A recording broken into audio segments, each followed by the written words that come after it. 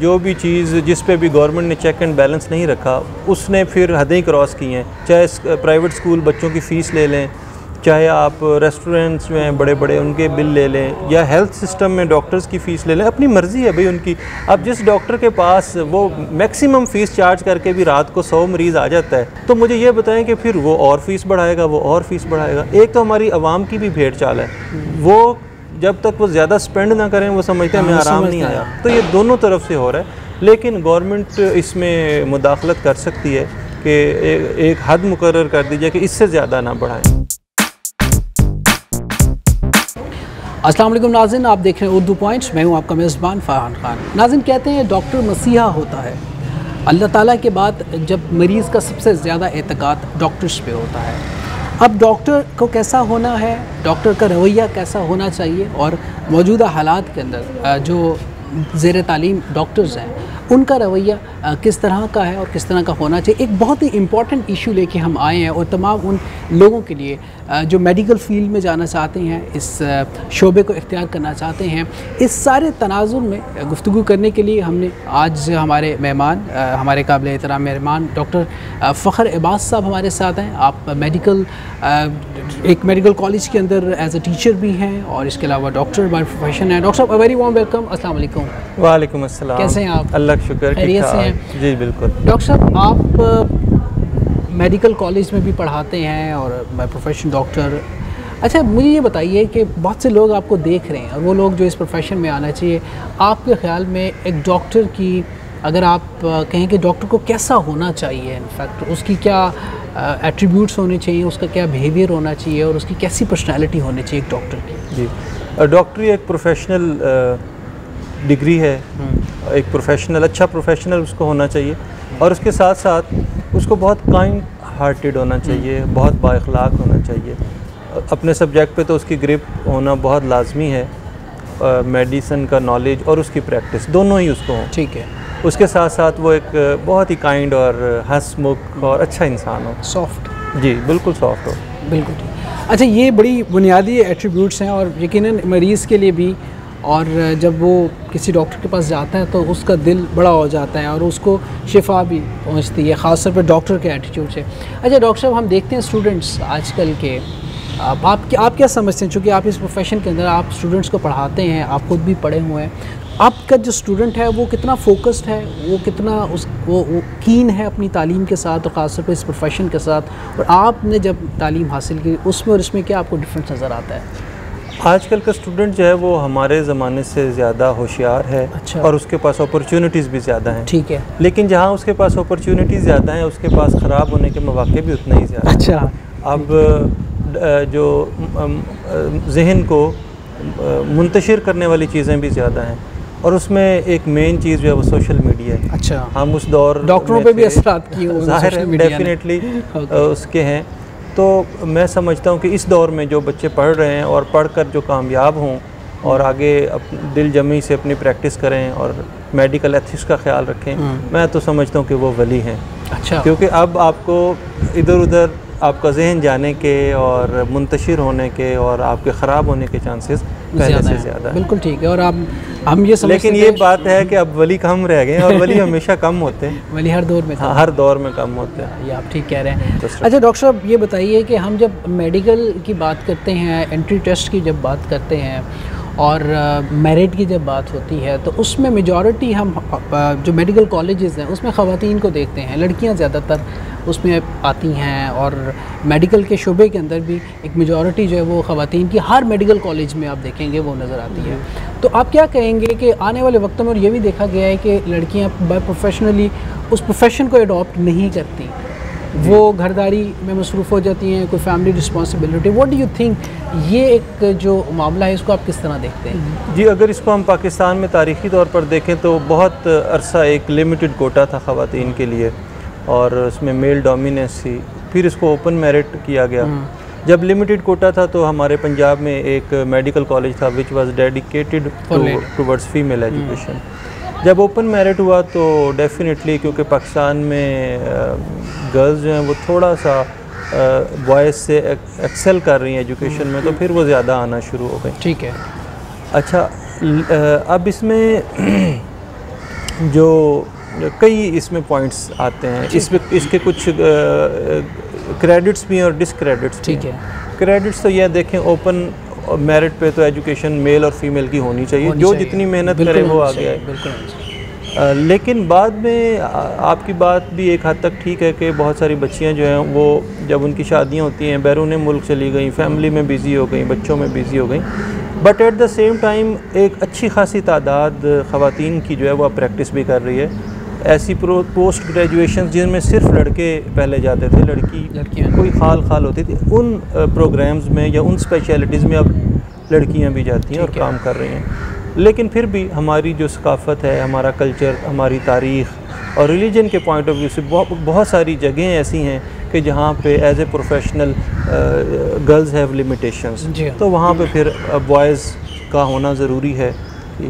और कई फिर सिक्योरिटी इश्यूज भी आ जाते हैं और कई कम्युनिकेशन प्रॉब्लम्स भी आ जाते हैं। मैं मिसाल देता हूँ, आप सोच सकते हैं कि हम पाकिस्तानी हैं और हमारे बच्चे बच्चियों को उर्दू में गिनती नहीं आती, हमारी लोकल लैंग्वेज में बात करना नहीं आता, तो फिर कम्युनिकेशन प्रॉब्लम्स आते हैं, जो कि एक आम अनपढ़ मरीज़ जो कि किसी देहात से आए हुए हैं, वो जब एक ऐसी जो उनको डील करना डॉक्टर से कम्युनिकेशन गैप आ जाएगा तो फिर बड़ा मुश्किल हो जाता है बात समझने समझाने में, और मरीज़ झिझकते हैं, पूरी बात नहीं कर पाते। इसलिए इसको थोड़ा सा रिव्यू करने की ज़रूरत है। या तो फिर इस तरह से किया जाए कि जिस तरह से फ़ीमेल मेडिकल कॉलेज है, बॉयज़ के लिए भी कुछ इंस्टीट्यूट्स हों कि जहाँ पे ओनली बॉयज़ की एजुकेशन हो, ताकि एक इसमें तवाज़ुन कायम हो जाए मेल फीमेल में। क्योंकि आगे मकसद ये नहीं है कि हमने कितने डॉक्टर पैदा किए, मकसद तो ये है कि हमने आगे हेल्थ केयर कितनी डिलीवर की, कितने लोगों को हमने फ़ायदा पहुँचाया। असल पॉइंट यही फिर दूर दराज के इलाके ऐसे हैं कि जहाँ पे ख़वातीन नहीं जा सकती या काम नहीं कर सकती। हमारे यहाँ तो देखें जंगलात भी हैं, सहरा भी हैं, पहाड़ भी हैं, छोटे छोटे देहात भी हैं, और कुछ इलाके ऐसे भी हैं जो कि वहाँ वाकई सिक्योरिटी थ्रेट्स हैं या कुछ मतलब उतनी सेफ्टी नहीं है। तो ज़ाहिर है पेरेंट्स भी जिन इतनी मेहनत की अपने बच्चों पे, वो नहीं चाहते कि उनकी बेटियां ख़ास तौर पे जो है वहाँ पे रिस्क पे जो है वो। अच्छा, आप समझते हैं ज़ाती तौर पे कि रिव्यू पॉलिसीज़ को रिव्यू करने की ज़रूरत है? ये तो करना चाहिए। ख़वातीन यकीनन वो इस प्रोफेशन में आए, उनको आना चाहिए, लेकिन मर्दों को भी, लड़कों को भी अपॉर्चुनिटीज़ में कुछ इजाफा किया जाए। उसका क्या तरीका कार आप समझते हैं कि मेरिट थोड़ा सा कम कर दिया जाए या लड़कों को? नहीं, मेरिट तो बिल्कुल नहीं कम करना चाहिए। ये है कि बॉयज़ के लिए एजुकेशनल इंस्टीट्यूशंस और मज़ीद बनाए जाएँ। ठीक है, आप देखें, अगर अब आप कोई किसी मेडिकल कॉलेज की बुनियाद रखते हैं तो उसे ओनली फॉर बॉयज़ कर दें। आपके पास एक मेडिकल यूनिवर्सिटी अगर ओनली फॉर गर्ल्स है तो why not a medical college only for boys. अच्छा डॉक्टर साहब, ये यकीनन आप एथिक्स की बात करते हैं, अखलाकियात की बात करते हैं। अब हम एक जगह डॉक्टर्स का जो रवैया देखते हैं, हम इसको नेगेटिव नहीं कहेंगे, बट ये है कि बाय प्रोफेशनली बड़े कॉस्टली हैं, बहुत महंगे हैं, जो आम मरीज़ की अप्रोच में नहीं आते। आप स्पेशलिस्ट जिनका नाम लिया जाता है, so what do you think कि ये जो स्पेशलाइजेशन होती है यकीन वो बड़ी महंगी होती है, लेकिन इतनी ज़्यादा फ़ीस चार्ज करना जो कि आम मरीज़ के लिए उस डॉक्टर तक रसाई मुश्किल नहीं हो जाता थोड़ा सा? बिल्कुल, ये तो देखें हमारे यहाँ जो भी चीज़ जिस पे भी गवर्नमेंट ने चेक एंड बैलेंस नहीं रखा, उसने फिर हदें क्रॉस की हैं। चाहे प्राइवेट स्कूल बच्चों की फ़ीस ले लें, चाहे आप रेस्टोरेंट्स में बड़े बड़े उनके बिल ले लें, या हेल्थ सिस्टम में डॉक्टर्स की फ़ीस ले लें, अपनी मर्ज़ी है भाई उनकी। अब जिस डॉक्टर के पास वो मैक्सिमम फ़ीस चार्ज करके भी रात को 100 मरीज़ आ जाता है, एक कंसल्टेंट के पास बड़ी बात होती है, बिकॉज एक कंसल्टेंट ने काफ़ी टाइम देना होता है पेशेंट को। तो मुझे ये बताएं कि फिर वो और फीस बढ़ाएगा, वो और फीस बढ़ाएगा। एक तो हमारी आवाम की भी भेड़ चाल है, वो जब तक वो ज़्यादा स्पेंड ना करें वो समझते हैं हमें आराम नहीं आया। तो ये दोनों तरफ से हो रहा है, लेकिन गवर्नमेंट इसमें मुदाखलत कर सकती है कि एक हद मुकर्रर कर दी जाए कि इससे ज़्यादा ना बढ़ाएं, ठीक। और दूसरी तरफ से यह गवर्नमेंट अपनी अपॉर्चुनिटीज़ जो आवाम को दे रही है, हेल्थ अपॉर्चुनिटीज़, वो भी बढ़ा के तो इन लोगों को नाकाम कर सकती है। देखें, जो प्राइवेट हॉस्पिटल में आपको कोई ये तो नहीं है कि बहुत क्या मिलता है, थोड़ा ज़्यादा प्रोटोकॉल मिल जाता है, वो बैठने की जगह मिल जाती है।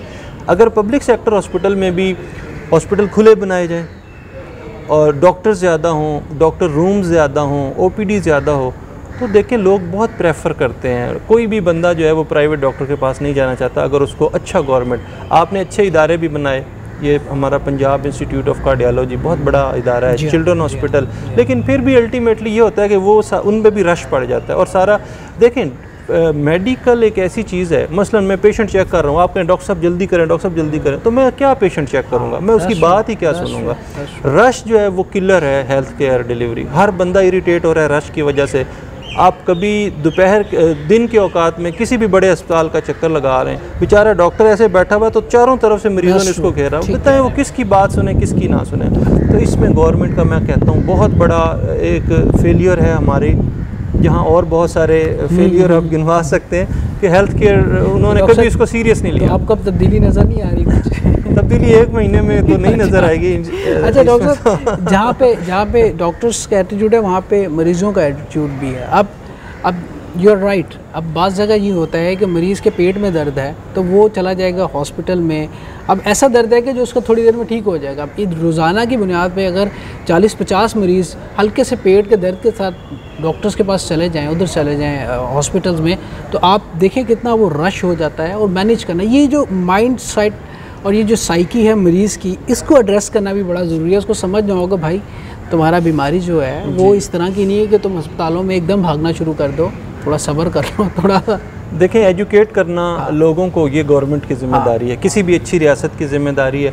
हमारे यहाँ डेंगू का एक एपिडेमिक हुआ, आपने देखा अस्पतालों में जनाब, अस्पताल भर गए, वार्ड भर गए, कॉरिडोर्स में बिस्तर लगे, इतना डेंगू का पेशेंट अस्पतालों को भागा। लेकिन जब गवर्नमेंट ने एजुकेट किया लोगों को, लोगों ने कहा ये तो गल ही कोई नहीं। उन्होंने देखा कि यार सिर्फ 2 पैनाडोल लेनी है या दूसरे तीसरे दिन देखने के प्लेटलेट कितने हैं, लोग एजुकेट हो गए ना, इतना एजुकेट किया गया। तो आप इसी तरह से सारी डिजीज़ पे, तो ये तो एजुकेट करना जो है ना गवर्नमेंट की है, भाई तुम्हारा कौन सा मसला कहाँ से हल होना है। मैं समझता हूँ इसमें जनरल फिजिशियन जो है ना बैठे हुए, उनको इन्वॉल्व करे गवर्नमेंट। फॉर एग्जांपल एक जनरल फिजिशियन को अगर गवर्नमेंट कहती है कि भाई आप हमारा एक मरीज़ चेक करोगे, हम आपको 50 रुपये देंगे या 100 रुपये दे देंगे, तो वो क्यों नहीं गवर्नमेंट के बिहाफ पे पेशेंट चेक करेगा। तो लोगों के लिए भी बड़ी अच्छी है, उनको आप उसमें इन्वॉल्व करें। अभी देखें हमारे पास करीबन हर शहर में हज़ारों जनरल फिजिशियन है, MBBS डॉक्टर, जनरल फिजिशियन ऐसा कहते हैं, जो एक MBBS डॉक्टर होता है और जनरल सारी डिजीज़ को देख रहा होता है। तो ये जो बड़े बड़े अस्पताल हैं, ये आपकी करोड़ों की आबादी को ये उसके लिए बहुत कम है, वो कभी भी उसको उस पर पूरा नहीं उतर सकते। तो डॉक्टर साहब आपको लगा है कि अब तक जो हेल्थ इश्यूज़ हैं उसको प्रॉपर तरीके से, अच्छे तरीके से एड्रेस नहीं किया गया? बेसिकली ये जो हमारी हेल्थ है ना, जितनी बड़ी हमारी आबादी हो गई, जितना हुजम हो गया, इसकी हेल्थ भी एक बहुत बड़ा जाइंट इशू है। तो कोई इसको छेड़ने को उसकी वो उसमें हिम्मत नहीं है कि इसको किस तरह से छेड़े। लेकिन हमें इसको कुछ एड्रेस करना पड़ेगा, नहीं तो फिर वही होगा। आप देखें बेचारे डॉक्टर जो हैं वो अटेंडेंट से मारें खा रहे हैं, अटेंडेंट्स जो हैं वो अपनी जगह पे शिकवा उनका भी दुरुस्त है। मैं आपको एक अजीब बात बताऊं, मार तो पिटती है ना डॉक्टर को एंड पे, उससे पहले क्या होता है? उससे पहले ये होता है कि जो पैरामेडिकल स्टाफ है, जो लोग गेट पे खड़े हुए हैं, गेट कीपर्स हैं या वार्ड बॉयज़ हैं, वो पेशेंट को इतना तंग कर छोड़ते हैं और इतनी बदअखलाकी से मरीज़ से पेश आते हैं कि जब तक वो डॉक्टर के पास पहुंचता है ना, वो पहले ही गुस्से से भर चुका हुआ होता है।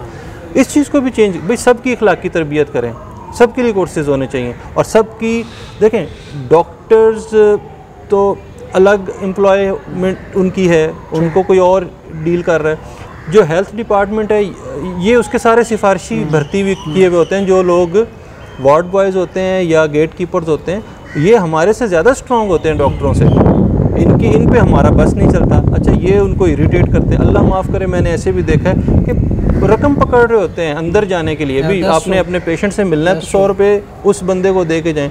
तो ये तो वो फिर छिल्लड़ हो गए ना एक तरह से हमारे, ये हमारे हेल्थ डिपार्टमेंट के छिल्लड़ हो गए।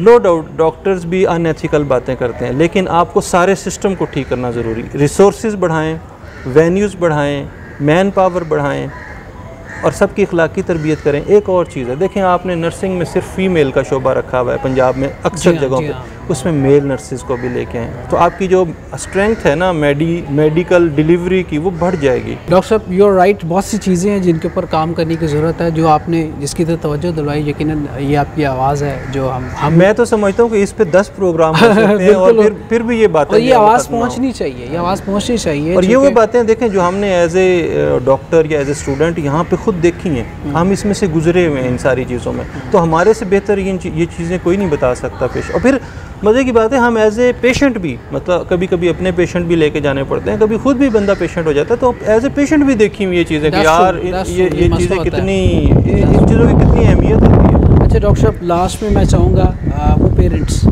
जिनकी ये बड़ी ख्वाहिश होती है कि उनकी बेटी डॉक्टर बन जाए या उनका बेटा डॉक्टर बन जाए, और बेटी डॉक्टर इसलिए बने कि रिश्ते अच्छे मिल जाए, बेटा डॉक्टर इसलिए बन जाए कि सोसाइटी में बड़ा नाम हो जाए, लोग कहेंगे जी मेरा बेटा डॉक्टर है, लेकिन बेटे का एप्टीट्यूड वैसा नहीं है, उसका फोकस वो नहीं है, तो आप क्या कहेंगे उनके लिए, पैगाम कोई दें उन पेरेंट्स के लिए? मैं उनको सबसे बड़ा पैगाम यही दूंगा कि वो कहते हैं ना कि ये कोई आसान काम नहीं है डॉक्टरी, ये खिदमत है, खिदमत है, खिदमत है, प्रैक्टिस है, प्रैक्टिस है, प्रैक्टिस है, कोई सोशल लाइफ नहीं रहती, आपको डेडिकेट होना पड़ता है, बहुत सारी कुर्बानियाँ देनी पड़ती हैं, तो इसमें नाम पैदा करने से पहले बहुत काम करना पड़ता है।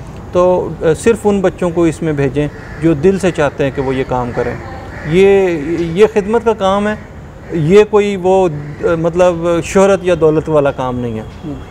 बिल्कुल ठीक है, बहुत बहुत शुक्रिया डॉक्टर साहब आपका। डॉक्टर फ़ख्र अब्बास हमारे साथ थे, और यकीनन ये खिदमत है, खिदमत खल्क है, और बड़ी खूबसूरत डॉक्टर साहब ने बात की, ये कोई शोहरत की बात नहीं है, ये खिदमत की बात है, और जब आप खुलूस नीयत के साथ और अल्लाह की रज़ा के लिए अल्लाह के बंदों की खिदमत करेंगे, यकीन जाने उस काम में बरकत भी पड़ती है, और यकीनन उसका अजर व सवाब भी होता है।